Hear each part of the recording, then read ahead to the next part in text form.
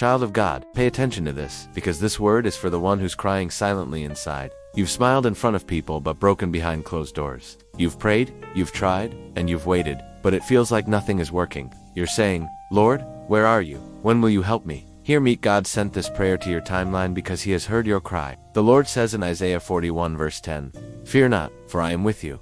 Be not dismayed, for I am your God. I will strengthen you, I will help you, I will uphold you with my righteous right hand. Child of God, help is coming, not from man, not from luck, but from Jehovah, your ever-present help in time of trouble. When your strength is gone, when people have turned their backs, when the storm won't come, he still stands beside you. He's not late. He's setting the stage for your testimony. Psalm 46 verse 1 declares, God is our refuge and strength, a very present help in trouble. That means he's not far, he's not silent. He's closer than the pain you feel right now. You see, sometimes God allows the fire to burn not to destroy you, but to reveal his power through you. When Daniel entered the lion's den, the same God who shut the mouths of the lions will shut the mouths of your enemies. When Peter was drowning, Jesus stretched out his hand immediately and said, Come up, and tonight I prophesy over your life. God is stretching his hand toward you. Beloved, cry out and say, Help me, Lord. Because prayer is not weakness, it's an invitation for God's strength to take over. You don't need to figure everything out. You just need to call his name.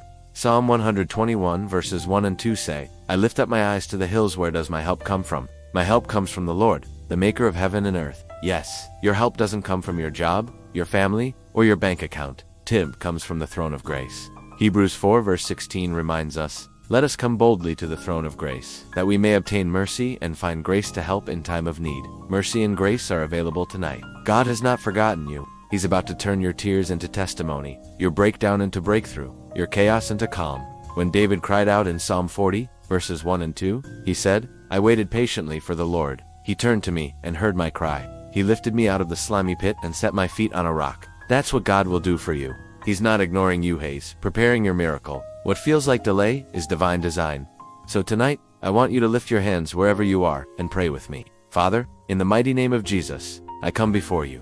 I need you. Lord, I can't do this on my own. Step into my situation. Intervene in my battles. Heal my heart, calm my mind, strengthen my spirit. Lord, I ask you to silence every storm in my life. Restore what is broken. Revive my faith. Replace my worry with worship and my tears with triumph. Father, be my help in time of need. Arise, O Lord, and show yourself mighty on my behalf. In Jesus' mighty name, amen. Beloved, God has heard you. The moment you prayed, heaven moved. The God who parted the Red Sea, who raised Lazarus from the dead, and who broke Paul's chains in prison, that same God is working for you right now. You may not see it yet, but you will testify. Now lift your voice and thank him in advance. Say, Thank you, Lord, for helping me, for healing me, for turning everything around for my good. You are not forsaken. You are not forgotten.